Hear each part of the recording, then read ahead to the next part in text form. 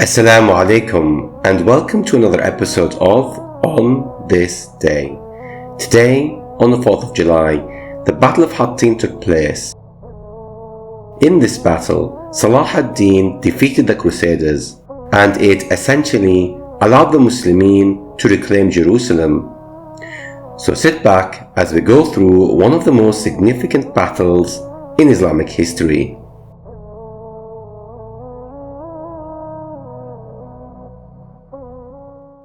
But before we start, please feel free to leave a comment, as this would help us on the YouTube algorithm, inshallah. Furthermore, if you haven't already, make sure you subscribe to the channel and to turn on notifications.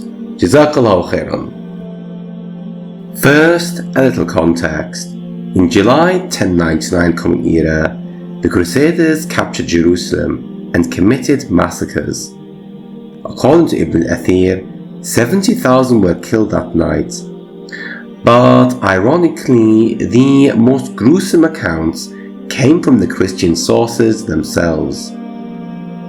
Raymond de Aguilers, a crusader who took part, described the aftermath as the following: piles of heads, hands and feet were to be seen in the streets. The worst of these massacres took place in the Masjid al-Aqsa. Again, Raymond de Aguilers states, "Our massacres were so vast that our men rode in blood up to their knees and bridle reins. Indeed, it was a just and splendid judgment of God that this place should be filled with the blood of the unbelievers, since it had suffered so long from their blasphemies." For those who are wondering whether this river of blood was real or simply an exaggeration, unfortunately it wasn't. Another Christian source confirmed its existence. This following quote is found in the Jester: "The slaughter was so great that our men waded in blood up to their ankles." If we pause here for a moment and go back to what Raymond had said, specifically his comment of it being a, quote, "a just and splendid judgment of God," shows he had little remorse to the Muslims that he had killed, and was even perhaps proud of the massacres that took place. Anyway, after the fall of Jerusalem, the Crusaders would form their own states known as Outremer, and for a while they would remain unchallenged in the Levant. And this was because of the Munafiqeen and the corrupt Seljuk princes who surrounded them. However, over time, the Muslims would eventually have more capable leaders, and the most famous of these leaders was Saladin. Yusuf ibn Ayyub, better known as Saladin, is the legendary hero who liberated Jerusalem. According to Ibn Abi Tai, his mother, while pregnant, experienced a ru'ya in which she dreamt that she had been carrying a mighty sultan. When she had related this ru'ya, an imam had informed her of glad tidings, stating, "You," he would tell her, "are carrying one of Allah's swords in your womb." Interestingly enough, on the day of his birth, in 1137 Common Era, he and his family were forced to flee to Crete and would find residence in Mosul, and from there he would receive his training. There had been 3 men in particular who had a significant influence in his development: his father Ayyub, his uncle Shirko, and the Zengid leader Nuruddin. Over time, Saladin would grow up to be a very capable leader, one who would earn the respect by even his own enemies. He was known to have faith in Allah subhanahu wa ta'ala during even the most challenging circumstances. Furthermore, His friends enjoyed his company. On this, Ibn Shaddad wrote, "He put his companions at their ease and drew them out. He would ask one about one's health, how one looked after oneself, how one was eating and drinking, and all about oneself. Conversation in his circle was unusually honest, though no one was spoken of except in praise. He liked to hear only good of people, and had a very restrained tongue. In fact, I have never heard him speak ill of someone with enjoyment." Now, although Salah ad-Din is mostly known for the conquest of Jerusalem, he did have another major achievement, and that was his conquest of the Fatimid Empire.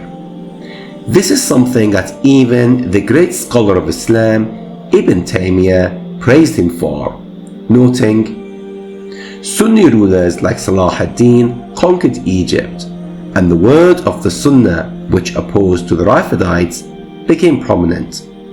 Then knowledge and the Sunnah spread and became widespread in Egypt." While ending the Fatimid Empire is great, let's be honest, winning back Jerusalem will always remain his greatest achievement, which is what we will now discuss. Now, to begin with, Salah ad-Din initially prioritized combating the local corrupt Muslim rulers before turning his attention to the Crusaders. And interestingly enough, he had even held a temporary truce with the Crusaders before the events of Hattin. But let's clarify a few things first. Number one, Salah ad-Din had always intended to fight the Crusaders, and Jerusalem had always been his ultimate goal. And we know this because even before the truce was signed, Salah ad-Din had already fought the Crusaders in numerous battles. Number two, the reason he went after the local Muslim rulers in the first place was because he believed the region needed to be united under him. Why? Because he thought that this would be crucial in order to take on the Crusaders. Number three, Salah ad-Din had signed a temporary truce and not a peace treaty. The difference here is key because Salah ad-Din never intended permanent peace with the Crusaders and simply used the truce to bid himself more time to strengthen his army. Point 4. Even during the truce, it was clear that Salah ad-Din had been active and preparing for an upcoming battle. Hence, it was never the case that Salah ad-Din had simply sat idle while the Muslims were being massacred. In fact, the events that led to the Battle of Hattin is further evidence against such claims. And this is because around early 1187 Common Era, Reynald de Chatillon, an infamous crusader, attacked a Muslim caravan, and to make things worse, he made a blasphemous comment towards the Prophet. The massacre of the Muslims and the blasphemy enraged Salah ad-Din, and for this reason, he immediately ended the truce with the Kingdom of Jerusalem and prepared for a direct confrontation with them, prioritizing the Crusaders over the Muslim rulers. On this, Ibn al-Athir wrote, "This year Salah ad-Din wrote to all his lands, summoning men to the jihad. He wrote to Mosul, the Mesopotamian regions, Erbil, and other places in the east, and to Egypt and all of Syria, calling upon them to engage in the jihad and ordering them to make all possible preparations." In fact, Salah ad-Din had become so determined to fight the Crusaders that he refused any other option, stating, "In my view, our best course is to meet with our full complement of Muslims, the full force of the infidels. Affairs do not proceed by man's decision. We do not know how much remains of our life." it is only fitting to disperse this host after it has done its best in the jihad. Moving on. On the 2nd of July 1187 Common Era, Saladin attacked the city of Tiberias in the hope that this would lure the Crusaders to confront him. However, interestingly enough, the Crusaders were warned against fighting Saladin by the Count of Tripoli, and this was despite the fact that his wife had been residing in Tiberias. However, the sinister Reynold had intervened, accusing the Count of cowardice, stating, "You have tried hard to make us afraid of the Muslims. Clearly, you take their side, and your sympathies lie with them. Otherwise, you would not have spoken in this way. As for the size of their army, a large load of fuel would be good for the fires of hell." And it would be this remark by Reynold that essentially bullied the Count into battle. The two armies would confront each other on the 4th of July at Hattin in modern-day Palestine, and the Crusaders would be defeated. In the aftermath, Reynold would be executed, and King Guy would be taken as prisoner. 3 months later, on the 2nd of October 1187, the Ummah held its breath.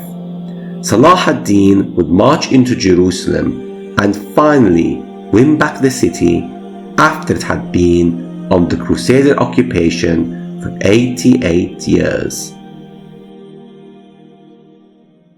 بسم الله الرحمن الرحيم. سبحان الذي أسرى بعبده ليلا من المسجد الحرام إلى المسجد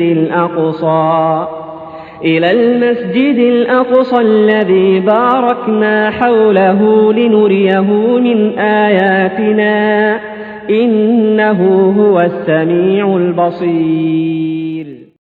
Make sure you check out the rest of the videos that we have on the channel. Assalamu alaikum wa rahmatullahi wa barakatuh.